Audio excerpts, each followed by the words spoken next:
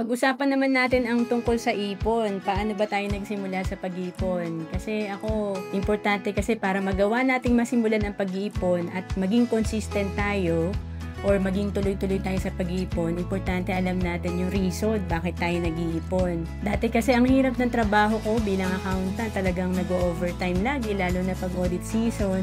Kaya sabi ko, pagka wala akong naiipon, parang wala akong nakikitang napundar ko man lang. Ang hirap man ng magtrabaho no? Ang hirap na magbiyahe. Kaya, yun, sinimulan ko kahit 10% ng kinikita ko. Ako naman yung dati kong work, 24 hours kasi yung operations ng company namin. So, shifting kami every 6 weeks, pang gabi, 6 weeks pang umaga. So, mahirap din siya kasi iba yung tulog talaga sa gabi. No? So, nag-ipon talaga ako para may invest ako ng pera. So, every payday may hiniwalay talaga ako. So, nilalagay ko siya dahan-dahan sa mutual fund, dun sa healthcare. Yun, masaya naman ako kasi nag-mature na yung Kaiser ko. Yung una kong Kaiser na kinuha. Kaya sa mga hindi pa nag-iipon, importante simulan natin to at dapat talaga may reason tayo para matuloy-tuloy natin ang pag-iipon.